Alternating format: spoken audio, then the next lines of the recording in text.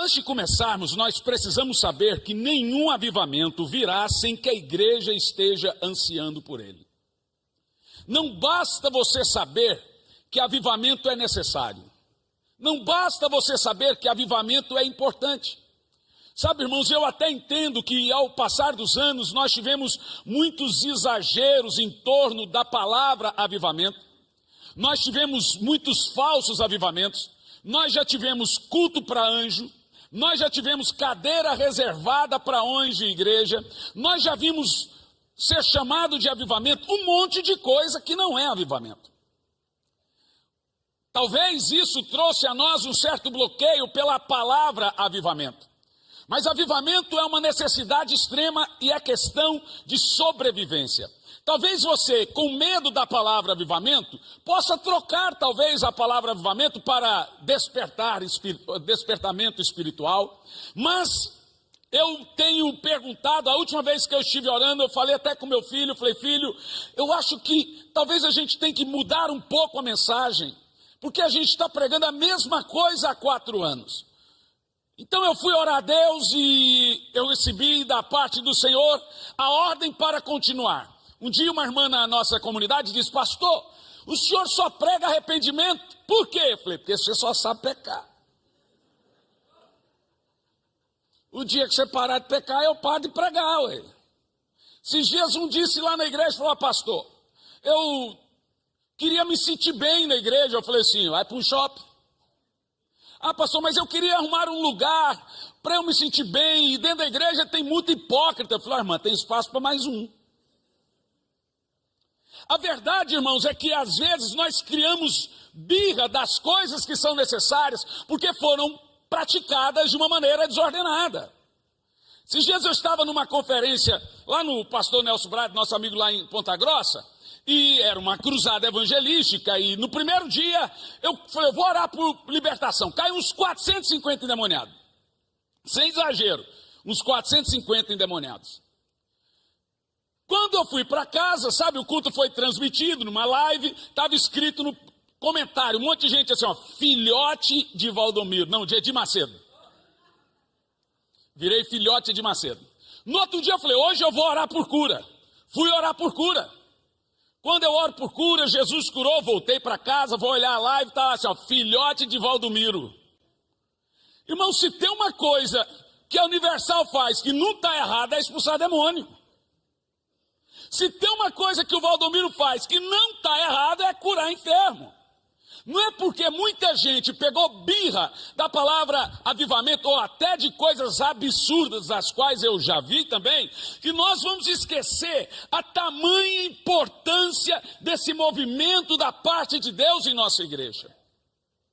Se nossas igrejas não viverem um avivamento de quando em quando, em vez de avivamento, veremos um sepultamento. Tudo que não cresce, morre. A igreja precisa sempre, de quando em quando, de um verdadeiro despertamento espiritual. E nós, pastores, somos responsáveis por pegar a igreja e colocar a vida dela na tomada. Um pregador espiritual vai trazer uma consciência espiritual para a igreja. E um pregador carnal, ainda que ele pregue a palavra de Deus, seja ela qual for, ele não vai gerar uma vida espiritual nas pessoas. Porque uma mensagem gerada na mente só alcança a mente, e uma mensagem gerada no coração só alcança o coração. Eu costumo dizer que um pregador, ele só vai pregar 2 coisas: aquilo que ele procura ou aquilo que ele já encontrou. O resto é papel. Por isso que eu gostaria que você focasse um pouco, o tema é foco, no que eu vou dizer aqui sobre 4 fases de um verdadeiro, intenso, sobrenatural avivamento dentro do texto que nós lemos. Mas uma outra coisa importante também entendermos sobre a questão avivamento, e esse é o ponto que nós devemos focar de fato para aquilo que não é de fato um verdadeiro avivamento, que um verdadeiro avivamento ele vai nascer de 2 coisas: um movimento de oração pró-avivamento e arrependimento. Não existe avivamento sem arrependimento, Não existe avivamento sem oração, não existe avivamento sem corações voltando ao altar, ou seja, salvação de almas. A primeira fase de um verdadeiro avivamento, ainda no versículo 1, texto já lido, diz assim: eis que eu enviarei o meu mensageiro que preparará o caminho diante de mim. Antes de um avivamento, o Senhor irá levantar uma voz profética, como no exemplo de João Batista antes da vinda do Senhor Jesus. Em Mateus capítulo 3, versículo 3 diz: ele é aquele de quem o profeta Isaías falou ao dizer: voz do que clama no deserto, preparai o caminho do Senhor e endireitai as suas veredas. Observe esse texto. Em nenhum momento aqui a Bíblia está dizendo que João era a voz que clamava no deserto. João não era a voz que clamava no deserto. O texto afirma que João era a voz do que clamava no deserto, daquele que clamava no deserto. Em outras palavras, deixa muito claro aqui para nós que quem continuava a clamar no deserto era Deus. João estava apenas reverberizando, sendo a voz de Deus naquele deserto. Por isso que o texto disse, voz do, ou daquele, algumas versões diz, voz daquele, ou voz do que clama no deserto. Preparai o caminho do Senhor e endireitai as suas veredas. O primeiro ponto importante para nós entendermos aqui nessa noite é quantos de nós queremos ser voz nesse tempo. Muito mais importante do que aquilo que pregamos é aquilo que somos depois de pregar ou antes de pregar.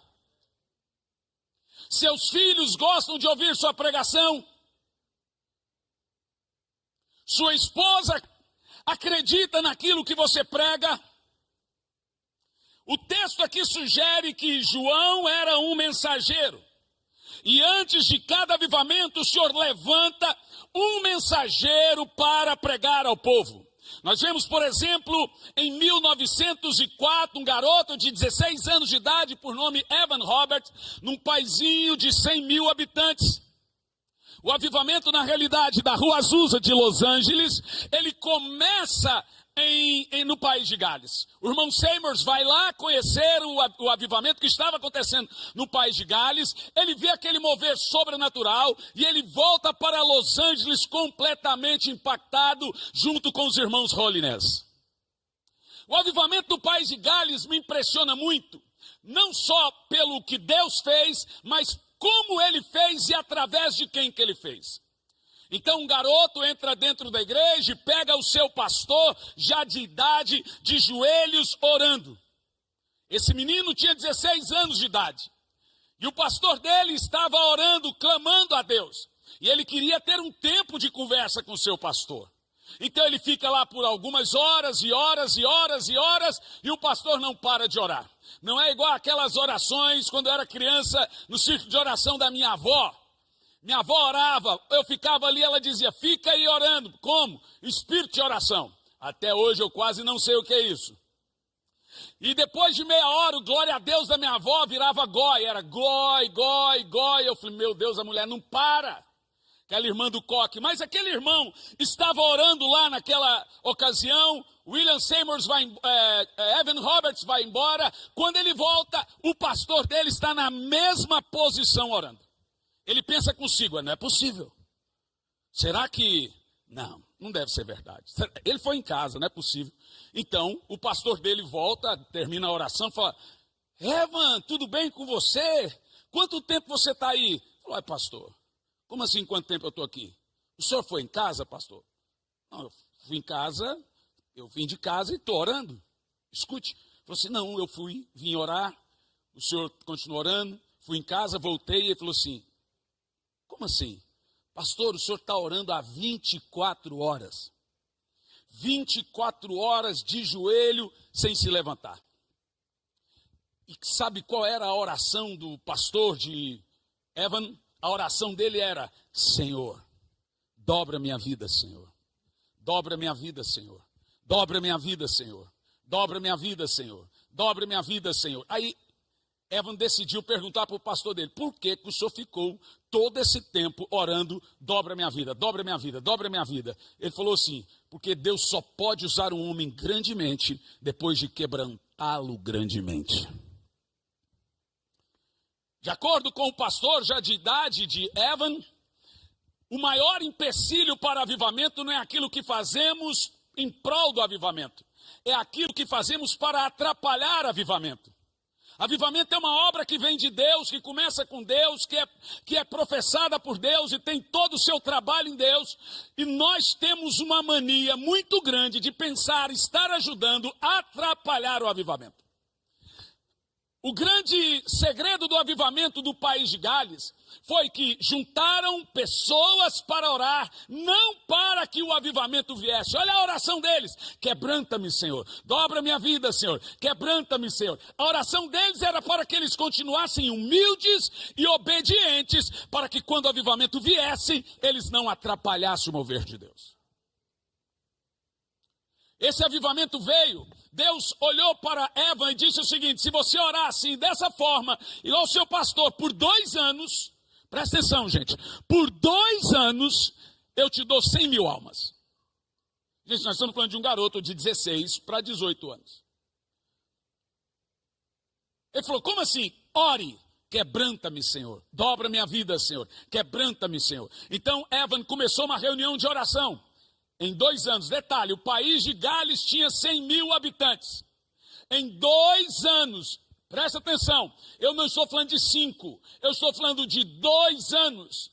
Tem coisas que acontecem em períodos de derramar do Espírito Santo que não acontecem na história. Talvez aquilo que você demora a colher em 30 anos, num derramar do Espírito Santo, acontece em poucos anos.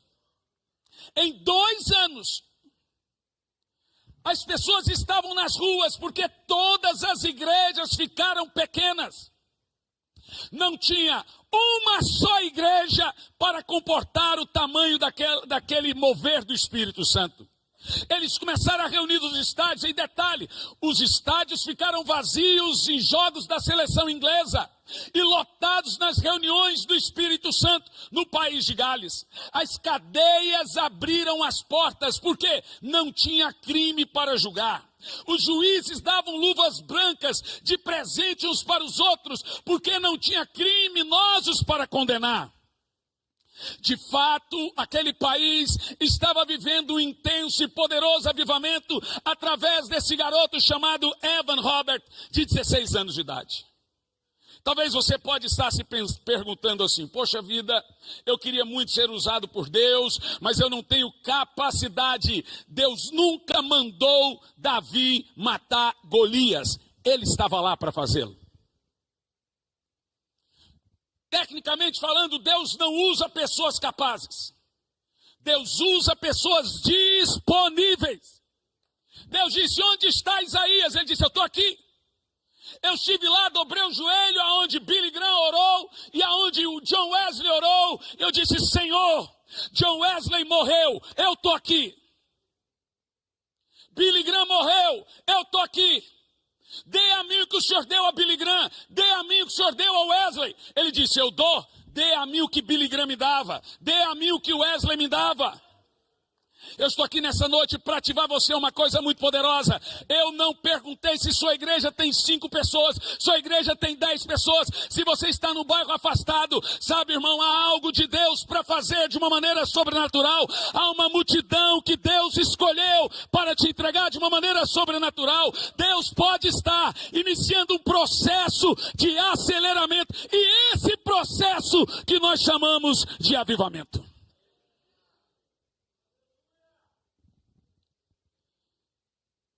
William Seymour não era capacitado. Ele era um analfabeto. Quando ele foi estudar, ele teve que estudar lá de fora da sala por causa do preconceito. Vocês têm que se lembrar que nasce o maior avivamento pentecostal do mundo dentro de uma igreja para negros em época de segregação racial. Quase ninguém ali sabia ler uma Bíblia. No dia que o avivamento desceu, a esposa do irmão Seymour sentou no piano, cantou em 7 idiomas diferentes e tocou sem saber tocar.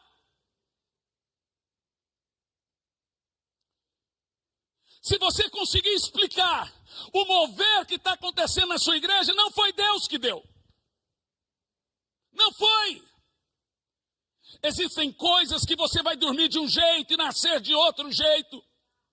Existem coisas que irão te surpreender. E essas coisas que nós chamamos de avivamento. Eu já vi cada coisa sobrenatural, meu irmão. Eu já vi o Senhor ressuscitar mortos. Sabe, dentro da Rua Azusa tinha uma irmã da Igreja Batista Tradicional que veio da Coreia para estudar o avivamento da Rua Azusa. Igual os 2 pastores suecos. Olha como que Deus faz as coisas. Quando ela terminou ali a sua quinzena ali estudando e o diário ficou desse tamanho, ela decidiu que ela iria embora. De repente levantou um ex-escravo enorme e falou assim: volta para a Coreia, que eu quero te dar 1 milhão de almas para Jesus. Ela foi para a Coreia, crendo naquela profecia. Vamos ver agora se a palavra de Deus é verdadeira ou não é. Então ela vai pregando durante anos, não ganha nenhuma alma, e anos, e anos, e anos, e anos, e não ganha nenhuma alma. Ela já de bastante idade, prestes a morrer, ela vai questionar Deus. Não ganhei nenhuma alma. Não consegui alcançar nenhuma alma. Resultado da história, através daquela irmã, ela ganha uma única alma. E morre. E agora, como é que fica a profecia de 1 milhão de almas para Jesus? Ficaria muito triste se aquela única alma que ela ganhou para Jesus não fosse a alma que ganhou o pastor Cho. Isso está no livro 50 anos 50 anos do jubileu do pastor Cho. Ele ganha uma alma e essa alma foi ganha por essa irmã que não cria em avivamento, não cria em mover de Deus. Eu estou dizendo alguma coisa para você. De hoje para amanhã alguma coisa pode acontecer no seu ministério. De hoje para amanhã alguma coisa pode acontecer na sua casa, sabe? Tem pastor aqui que nunca levantou um paralítico. Eu estou aqui dizendo que tem pastor aqui que de hoje para amanhã vai orar. Paralíticos irão andar, cegos irão enxergar, você vai ver as multidões se arrolando a você. Eu estou aqui para liberar uma palavra profética e é isso que eu chamo de avivamento. Tem alguém que crê aqui ou não? Aleluia. Por isso que a primeira fase de um poderoso avivamento é Deus levantar sua voz ou vozes. Eu gosto muito disso e eu percebo que a voz profética hoje é a igreja. É a igreja que está de posse do espírito de Elias, que é o mesmo do espírito de João Batista. De acordo com Malaquias capítulo 4, versículo 5, diz qual é o trabalho poderoso dessa igreja. Esse texto deixa muito claro para nós que ele converterá o coração dos pais aos filhos e dos filhos aos pais. Esse é o trabalho profético da igreja. A igreja é promotora de avivamento. Segunda fase de um poderoso avivamento, ainda no versículo 1, é a busca. Observa o texto. Então, de repente, o Senhor a quem buscais. Esse texto está dizendo em alto e bom som aqui, ó. O texto diz assim, ó: o Senhor a quem buscais. O texto não está dizendo o Senhor a quem ignorais, ou o Senhor que manda o poder dele a hora que ele quiser. Perceba que todo o povo de Israel estava preso numa escravidão por 400 anos. Você sabe que eu gosto muito de falar isso. Por que Deus permitiu que o povo de Israel ficasse preso por 400 anos no Egito? Ora, não tinha uma promessa que Deus enviaria um libertador e livraria eles daquela escravidão? Se tem uma profecia e se tem uma promessa, por que então que demorou 400 anos? A resposta é mais simples do que a pergunta. O Senhor diz a Moisés: Moisés, desce ao Egito, porque agora eu ouvi o clamor do meu povo. Então eles ficaram escravos lá por 400 anos, por qual motivo? Porque não oravam. Mas de repente, quando iniciou o movimento para Deus em prol de oração, logo em seguida o Senhor começa a responder. Por isso que não há avivamento sem movimento de oração. Oração não é uma coisa que você deve fazer apenas porque estamos prontos para esse período na igreja orarmos um pouco mais. Na realidade, oração é a engrenagem de um poderoso avivamento. Então Deus chamou Ezequiel e disse: Ezequiel, procurei alguém que estivesse na brecha, orando pela nação, mas como a ninguém encontrei, a nação foi destruída.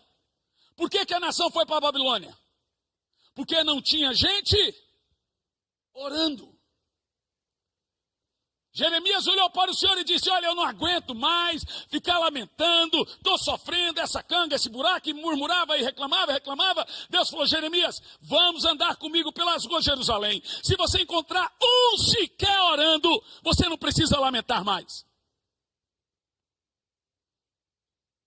O apóstolo Paulo dá uma ordem claríssima para nós, servos do Senhor. Ele diz: ordeno que todos os homens orem. Ordeno que todos orem. Ordeno que todos orem. Eu não conheci um avivamento que nasceu da gracinha de Deus para alguém.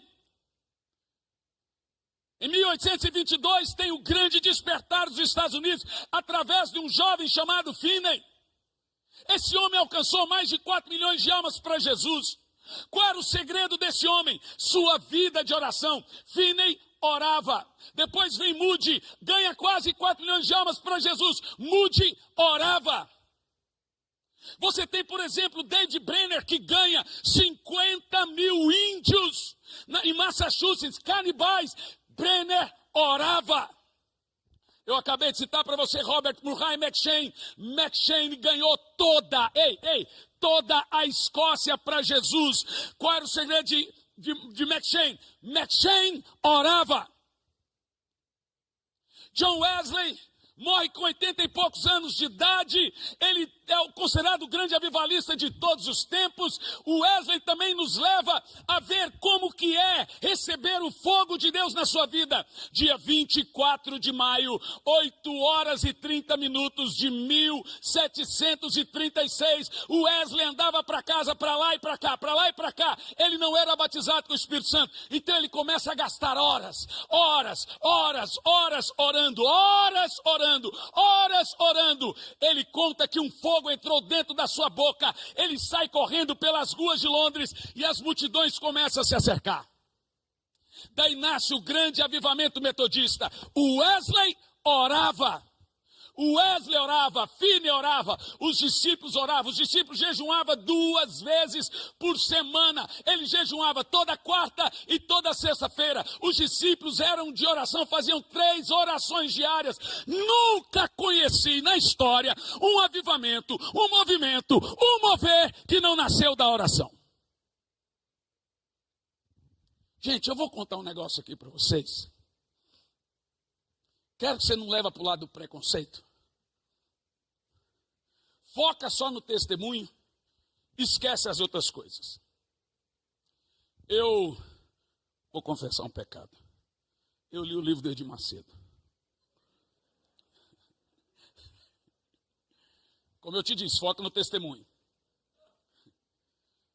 Pastor Samuel, eu estava lendo o livro do Edir Macedo e me parou numa página, como Edir Macedo conseguiu fazer a igreja na África do Sul verdadeira sem existir.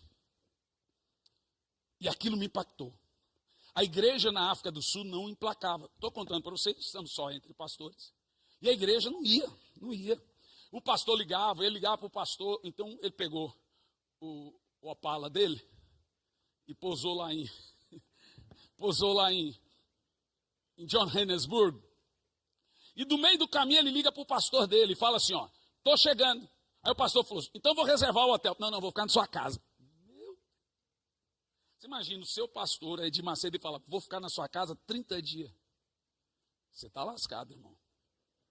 Falou, mas arruma o quarto, vou ficar na sua casa. O que nós vamos fazer? Na hora que eu chegar, a gente conversa. Reservou lá o melhor quarto, chegou, falou assim, o pastor chegou, almoçou, o Edmar chegou, almoçou e falou assim, falou o seguinte, a partir de amanhã, dorme tudo que você tem que dormir, a partir de amanhã, nós vamos acordar todo dia, 4:30 da manhã. Todo dia. E vamos orar até às 7. Depois nós vamos para o culto das 7 na igreja. Vamos fazer o das 7, das 9, voltamos, almoçamos e dormimos à tarde. Para voltar para o culto da noite. Eu falei, não, isso não é possível, isso não aconteceu. Aí o pastor perguntou, mas por que o senhor vai fazer isso? Ele falou assim, ó, enquanto a igreja não avançar, não crescer, ou não demonstrar, eu não vou sair de sua casa. Coitado, pastor. Irmão, você consegue conceber isso aí? Se colocar no lugar do pastor? Resultado, começou o primeiro dia, de Macedo, vamos lá, hora de madrugada. Da madrugada até às 7 da manhã, depois vai para o culto, depois vai não sei o que, etc. Isso foi. Deu 15 dias, a igreja não avançou. E aí, bispo? E aí que nós vamos continuar. Mas o pastor já não está aguentando mais. Continuaram. Quando deu, a igreja tinha 500 pessoas. Quando deu 30 dias, o Edir Macedo, isso está no livro, estou contando o jeito que está no livro, estava fazendo o culto para 2.500 a 2.000 pessoas.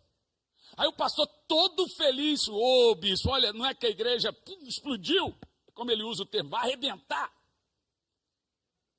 É assim que ele fala, né? Vai arrebentar, arrebentou. Gostei, não, tá bom, mas eu pus um meta diante de Deus, eu não abro mão, eu quero 3.000 pessoas. O pastor fez. Sabe que essa história mexeu muito comigo. Meu querido irmão pastor, eu, você, qualquer um de nós, você se lembra quando você conseguiu suas batalhas espirituais através do poder da oração? Até o seu povo sabe quando você está orando. O seu povo, irmão, deixa eu falar assim, já meu filho me perguntou, pai, o que é unção? Eu falei, ih, rapaz, que pergunta difícil. O que é unção? O que é unção? Filho, eu não sei te dizer o que é unção. Eu sei te dizer o que não é unção. Pelo menos eu sei quando eu não estou ungido. Irmão, o seu povo sabe quando sua mensagem vem de um quarto de oração ou de um túmulo seco e vazio. Eu estou sabendo que tem pastores aí que estão através de inteligência artificial fazendo seu sermão. Irmão, inteligência artificial não tem Espírito Santo. Vai para o quarto buscar. O que Deus faz com um, faz com todos. Vamos orar. O nosso povo merece um pastor ungido.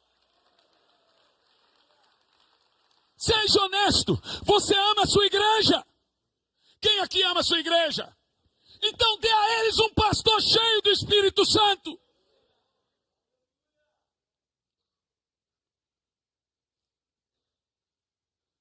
Se você vai por águas rasas, você vai aonde você quer. Mas se você vai por águas profundas, é o rio que te leva. Sabe, irmão, eu vou te dizer uma coisa. Nós começamos na oração. E você sabe dessa verdade. Mas muitas vezes, oh meu Deus, estamos como Davi. Vai lá, faz essa guerra, agora eu já estou na fase de ficar mais de boa. Que perigo. Quando eu li aqui o texto aqui, de repente o Senhor a quem vós buscais. Saiba, meu irmão, que Deus não abre mão dessa pequena palavrinha aqui, ó. Buscai. Oh, meu Deus. Sabe, a oração é uma coisa muito poderosa. E na oração nós temos que aprender também a perder o vício de só falar. Não é sempre que você está conseguindo orar 30 minutos, 1 hora. Mas isso, não conseguir orar assim, deve ser talvez um acidente. A rotina deve ser inversa. A rotina deve ser conseguir orar. Hoje infelizmente, não. Mas você vai perceber, e olha, presta atenção no que eu vou te dizer. O judeu ora 3 vezes por dia. O muçulmano 5. O budista 10. O seixonoísta 18. Tirando o judeu, esse povo que eu acabei de falar aí, ó, veja, 5, 10, 3, 18. E o cristão? Tirando o judeu, esse povo aí tem deuses mortos, mas o trata como se estivesse vivo. E nós que temos um Deus vivo, mas tratamos como se estivesse morto. Ah, pastor, mas sabe, a minha vida é corrida, eu não consigo orar, e eu estou dirigindo, eu estou aproveitando e orando, eu não sei o que, irmãos. Essa geração dos iPads, essa geração dos streams, essa geração do smartphone, Smart TV, essa geração HBO, essa geração Prime Video, Netflix, Xbox, PlayStation, só vai provar uma coisa, que a falta de oração nunca foi por falta de tempo. Eu quero ver nós chegarmos diante de Deus, pega Atos 6, versículo 4, quando os apóstolos perceberam que eles estavam muito atarefados com as coisas do Senhor.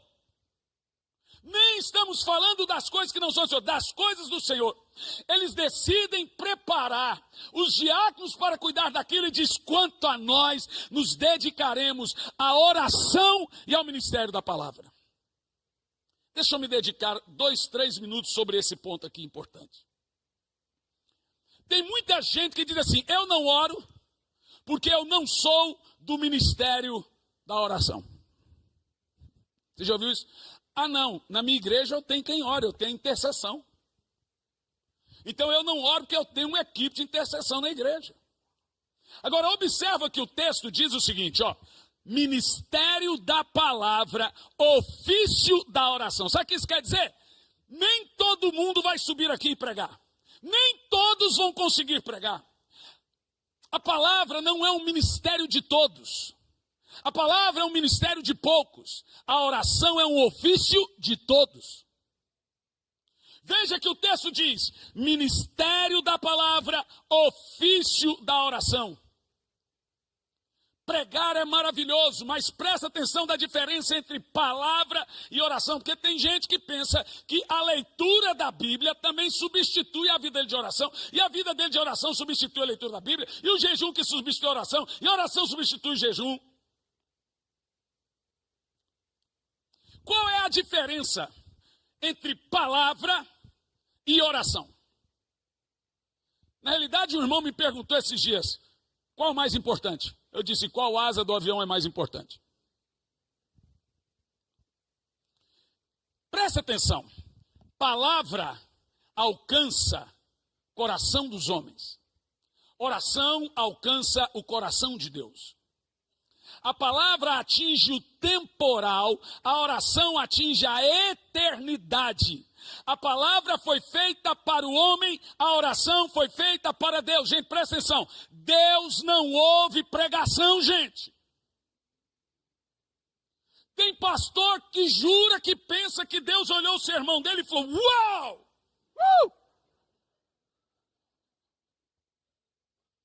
Que palavra! Ou então, Miguel, eu vi uma mensagem ali que você não tem noção. Ah, que palavra! Eu quero ouvir de novo. Volta, não, volta mais um pouco ali. Gente, Deus fez a palavra para mover o homem. Deus fez a oração para mover o coração dele. Quando você ora, você move Deus. Quando há pregação, Deus move o homem.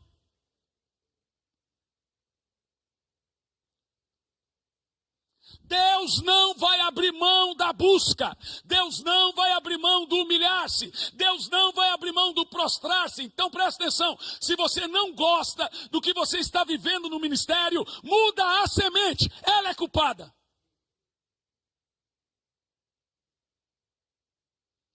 Nós somos resultados daquilo que plantamos no nosso quarto. Nós somos resultados de nossas campanhas de jejum. Nós somos resultados de nossas campanhas de oração. Cada resultado que alcançamos na igreja vem do quarto, vem da graça, vem do mover, vem do coração de Deus ao nosso coração.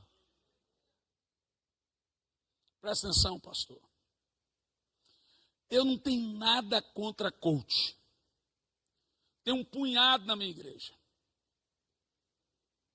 Então lá, um dia um deles falou assim, ó, fiz lá 3 dias o método CIS. Que bom, vai firme. O que é que o senhor tem para mim? Ele falou, vou te colocar no Ministério de Empresários. Não, pastor, mas eu queria pregar no culto. Eu falei, de jeito nenhum. Não, mas eu tenho um diploma. Eu falei, vou te dar um ministério que condiz com o seu diploma. Mas pregar... Eu estou formado, falei assim, não te falar uma coisa, eu vou te falar a diferença do púlpito para o que você faz. Aqui, a gente paga o preço. Lá, a gente ganha o preço. Irmão, teologia não forma pastor. Teologia forma teólogo. Quem forma pastor é aqui, ó. É daqui, ó. Joelho. Eu com 19 anos de idade, falava zóis, unhas, ouvidos, orelha, tudo com Z. Com 19 anos de idade eu não sabia ler e nem escrever. Eu estava conversando com um pastor americano aqui lá dos Estados Unidos da América.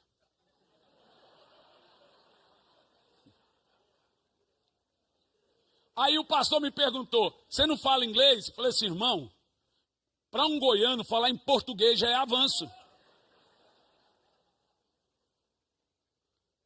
Eu lembro quando eu fui pedir uma oração para Morris Cirula, eu treinei o inglês por 3 semanas. Eu falei, ó, que eu parar na frente dele, eu falo assim, pray for me, please. Pray for me, please. Pray for...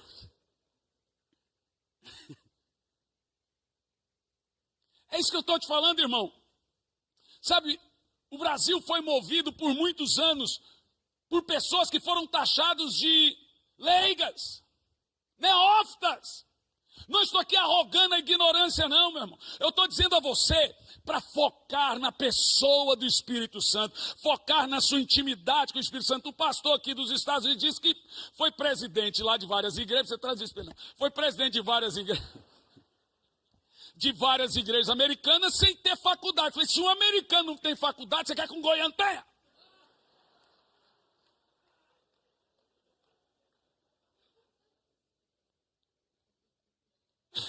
Quem me ensinou a falar direito foi minha esposa. Ó.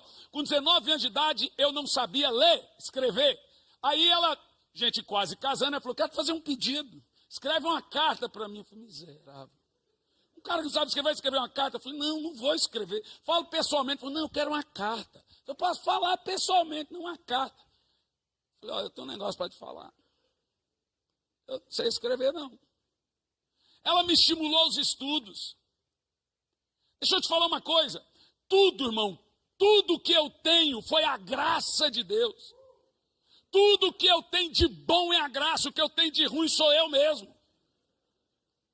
Eu tenho plena consciência que quando eu fui mendigo naquele caixão, na rodoviária, caixa de papelão grande. Ainda bem que eu tinha intérprete aqui do meu lado agora.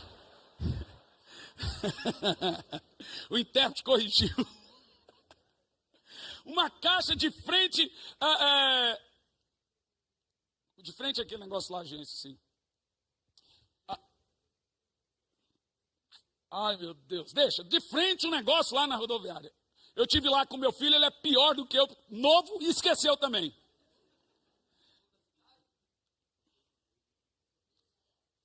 Não, caixa, que seja. Caixa econômica.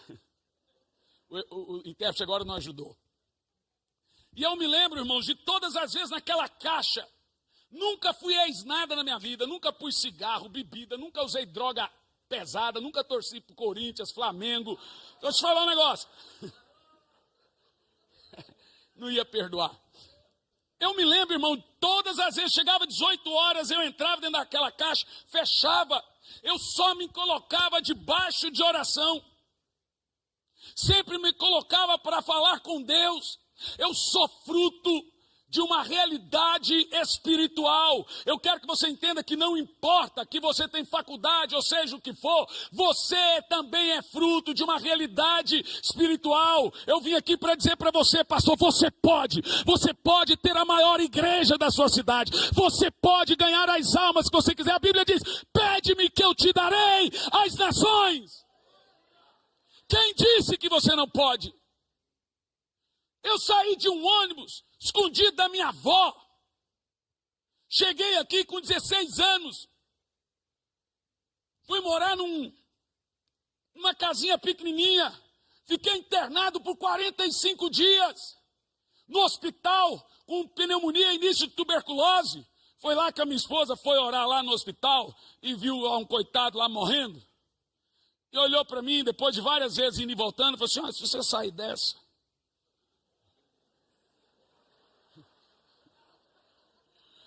você poderia casar. Eu falei assim: eu caso. Eu acho que ela pensou que eu ia morrer, gente. E levou um azar tão grande que Jesus me curou, que teve que casar. Sabe o que eu estou dizendo para você, meu irmão?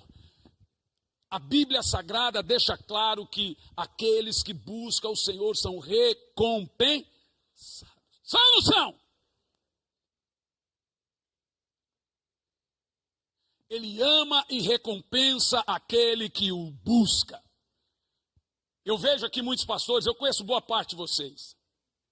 Vejo, Luiz chegou no Canadá, sol, frio e a botina. Eu tenho acompanhado você rompendo lá no Canadá. Eu tenho acompanhado muitos de vocês, eu acompanho. E essas coisas eu aposto, ó, que se eu tiver errado, cai um fogo na cabeça do Luiz. Mas eu aposto,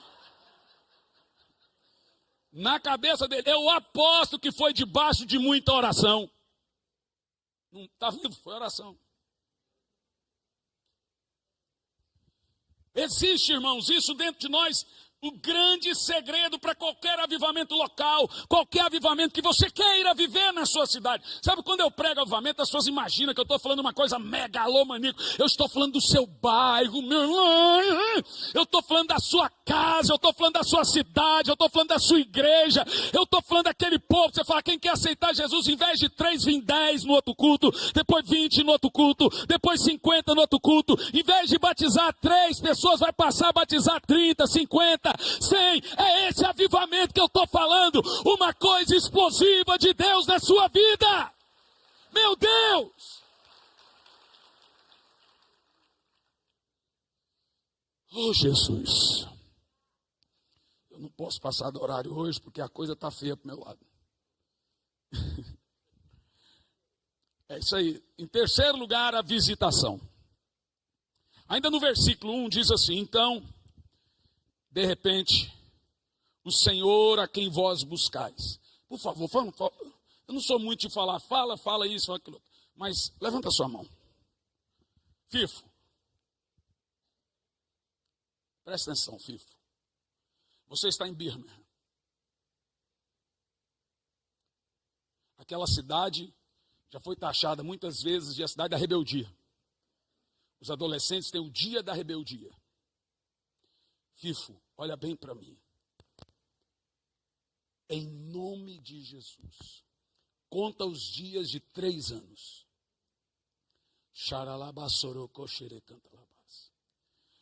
Em nome de Jesus, Deus vai multiplicar em 3 vezes a sua igreja do que você chegou, aonde chegou, como chegou.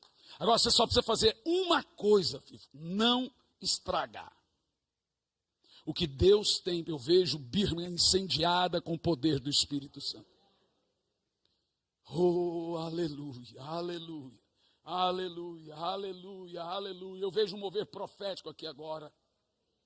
Deixa eu te contar um negócio. Eu estava num culto e um garotinho chegou e falou assim: pastor, caiu um negócio aqui no meu pescoço e está queimando.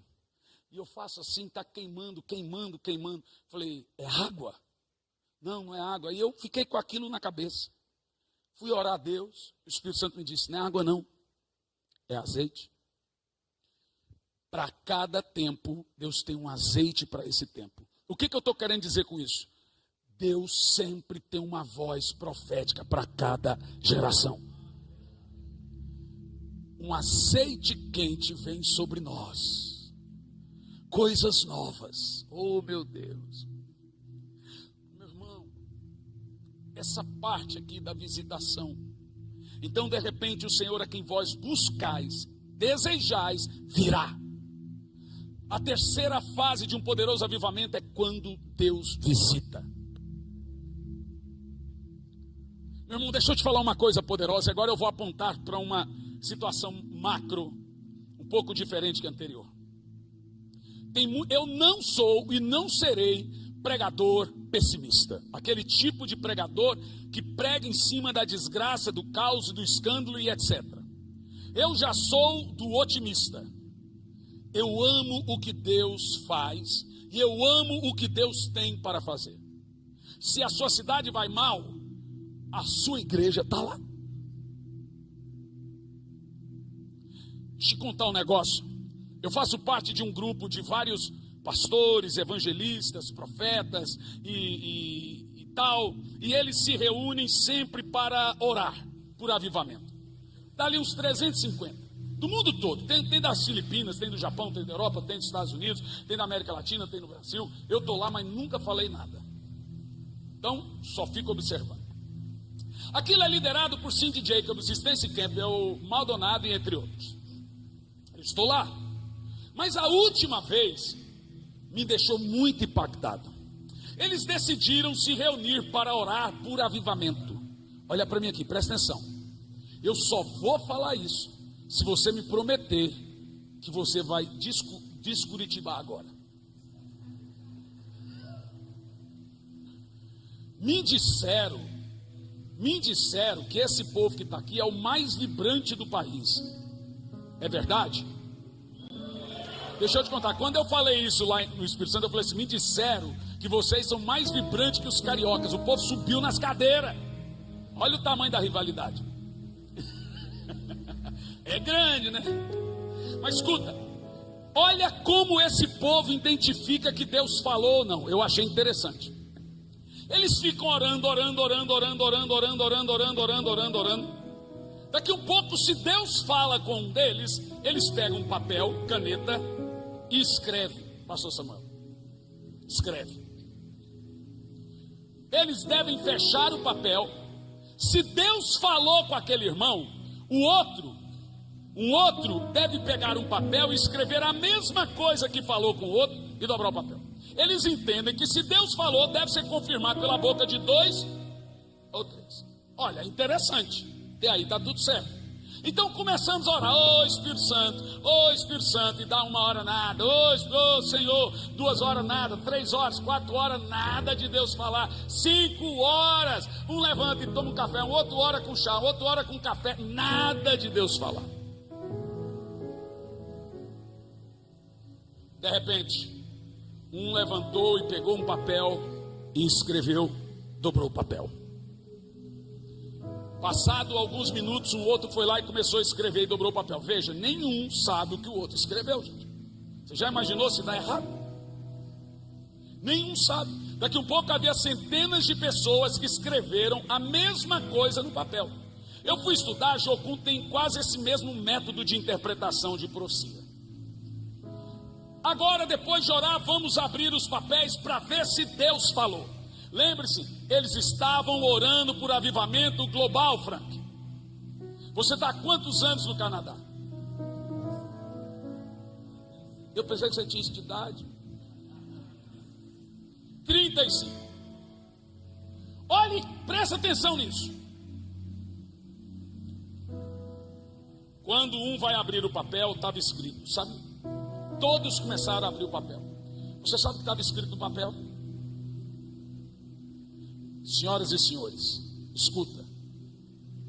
Nós estamos prestes, Eliane, a viver uma coisa que nunca vivemos no Brasil. O melhor lugar para você pastorear hoje, vou te falar aí, ó. Os irmãos estão fora, saiba, estão aqui com o pé aqui e o pé lá. O melhor lugar que você poderia estar é aqui. Deus escolheu essa nação para incendiar algo poderoso. Quando abriram o papel estava escrito Brasil. Uau! Olhe bem, eu sentei com um pastor americano ainda esses dias. E ele está vindo de Maliguê para o Brasil. Eu já sentei com os 5. Falei, por que vocês estão vindo para o Brasil? Falou, porque tem um vento soprando aqui nessa nação. Já estão cantando nossas músicas, já estão levando nossos pregadores, já estão convidando isso, já estão vindo. Deixa eu te falar uma coisa, olhe bem para mim. Deus separou este tempo, Deus separou essa geração para uma visitação sobrenatural de Deus. Deus vai levar você a lugares sobrenaturais, lugares sobrenaturais. Brasil, agora chegou a sua vez. Eu pergunto, quem aqui sonhou com isso?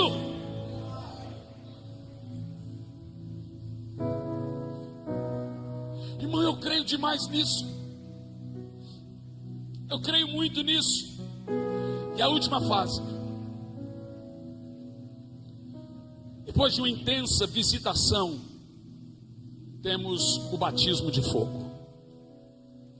No verso 2 e 4 diz assim: mas quem poderá suportar o dia da sua vinda, e quem poderá subsistir quando ele aparecer? Porque ele é como o fogo do ourives e como a potassa do lavandereiro, e assentar-se-á como derretedor e purificador da prata, e purificará os filhos de Levi, os refinará como ouro e prata, e eles trarão ofertas justas ao Senhor. O último e o grande propósito de um poderoso e genuíno avivamento é um batismo de fogo.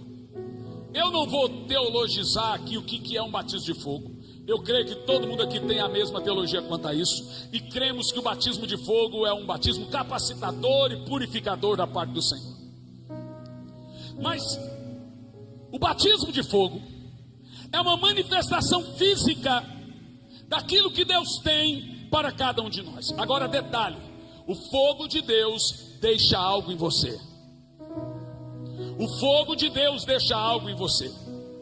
A Bíblia Sagrada tem esse ciclo sobrenatural do batismo de fogo. A Bíblia diz que ele é fogo consumidor, a Bíblia diz que ele é fogo purificador, e a Bíblia diz que ele é fogo capacitador. De acordo com a Bíblia, foram muitas vezes que Deus se levantou como figura de fogo. Veja, o diabo nunca é representado como fogo na Bíblia. Mas, por exemplo, em Êxodo capítulo 3 e 2, ele apareceu a Moisés lá no Horebe numa chama de fogo. Em Êxodo 13 e 22, temos o relato do Senhor conduzindo o povo do deserto por 40 anos e noites numa coluna de fogo. Em Êxodo 19 e 18, vemos Deus descendo no Sinai com fogo.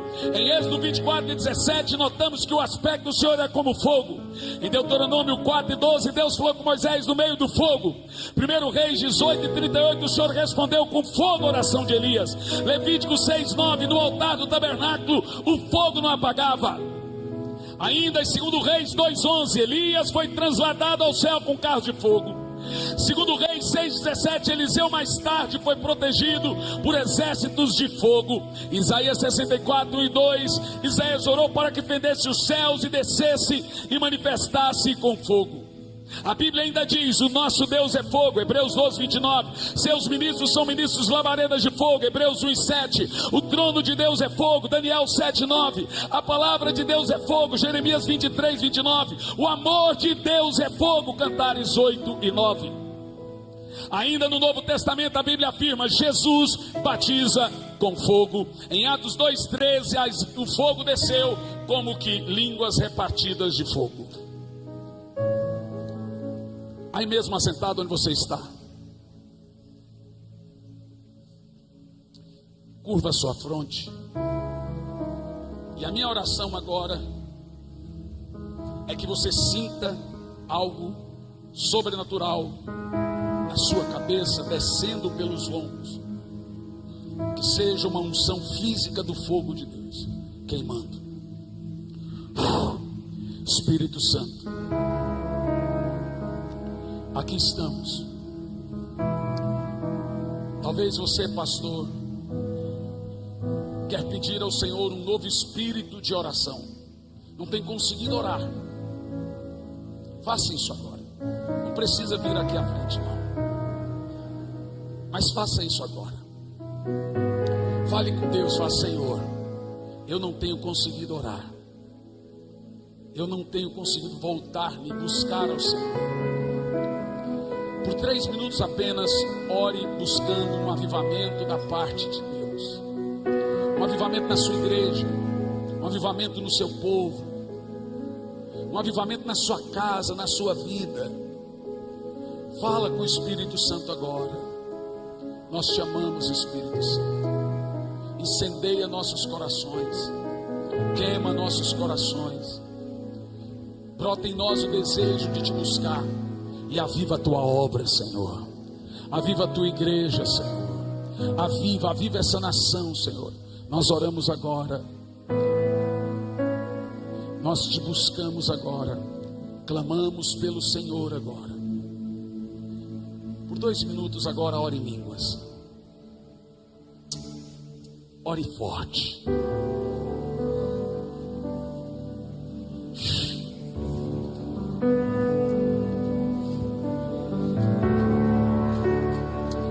Ore em línguas.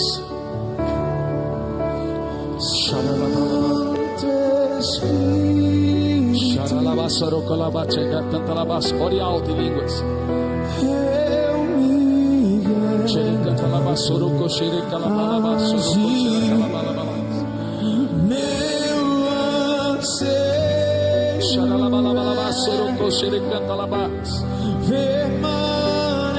Quantos querem um avivamento poderoso na sua igreja? Faça isso. Em tua presença, Senhor. Em tua presença, o Espírito Santo está ungindo você com óleo quente agora. Com óleo quente agora.